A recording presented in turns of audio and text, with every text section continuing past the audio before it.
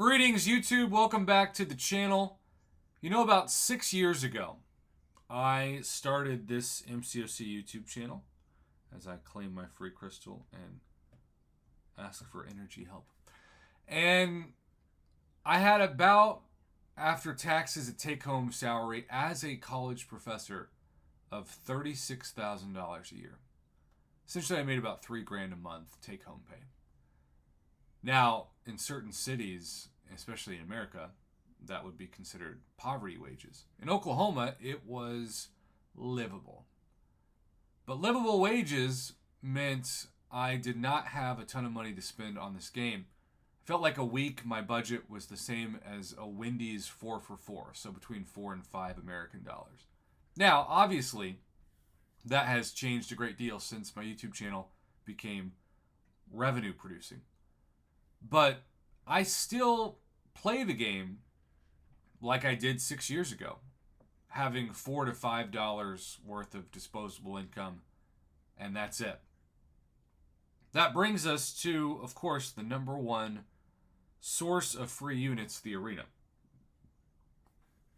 I am somebody who is trying to always stay one step ahead of the algorithm to give people who do the arena like myself real feedback for the chance to learn what it's like to have to essentially ball on a free-to-play type budget. Now, we know that Kabam said this year, in the form of Kabam Jax, a guy that I generally really like, that your time is not an actually valuable metric to Kabam. AKA, if you're not spending your cash, you're just taking up space. This is like when Starbucks first came to one of the towns I lived in. They were giving out free samples. They were offering people the chance to come bring your laptop and stay for multiple hours. They needed, apparently allergic to Starbucks, they needed bodies in the restaurant / coffee shop to make them look as busy as possible. But then it reached a point where they just became so popular that they actually were trying to get bodies out of there as fast as possible to keep foot traffic at a high. And then, of course, the app and drive-thru, etc., took it to an all-time high. Well, Kabam, at the beginning, just needed people to download the game. They gave you so much for free just for playing. But now this is kind of an institution. It is a beast of a system. And so they're looking for people's cash more than ever, especially as I'm sure their costs have gone up for their operating cost of the game. So the arena, like, would Kabam even really have the arena where you can farm free units if they started the game now? I don't think so. I think the arena was something at the beginning that was meant to encourage players to play every day, but now we have a lot more than just that. Now, don't get me wrong. I am so thankful for the arena. I'm crazy addicted to it and have been for 6 years and don't know how to not be. And that is something that I will have to venture through for myself as I continue to get closer and closer to July of 2025 when I will walk down the aisle with my beloved bride.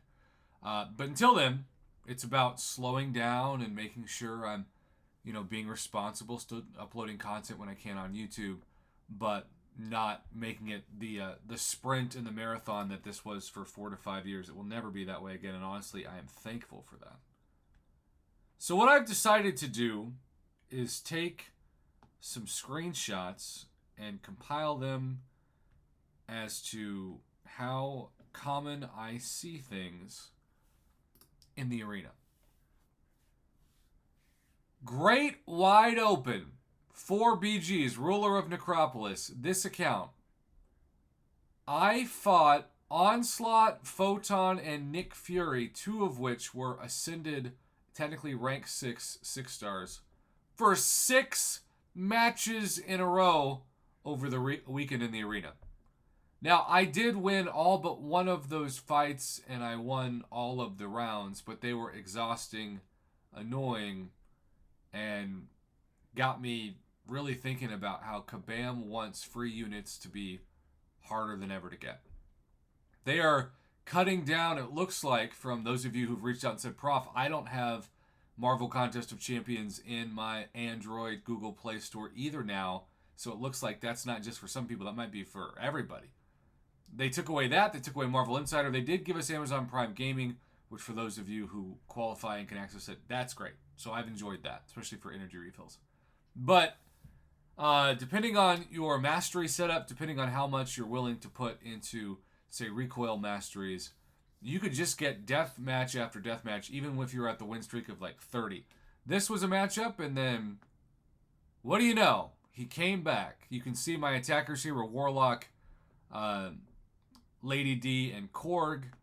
I then have Ant-Man, Human Torch, and Symbiote Spidey, otherwise known, we call him Benedict Spider-Batch on this channel because he's sort of like a mix between Doctor Strange and Spidey. Same summoner. And then we finally got somebody else, but this time it was Ascended Doom, Ascended Hercules, and Rank 5 Hitmonkey against Galen, King Groot, and Namor. I'm not saying that these fights are impossible, though the Namor versus Doctor Doom fight did not go well for me. That's the one I literally knocked out. I think I only took down like 14% of his health and then just got wrecked.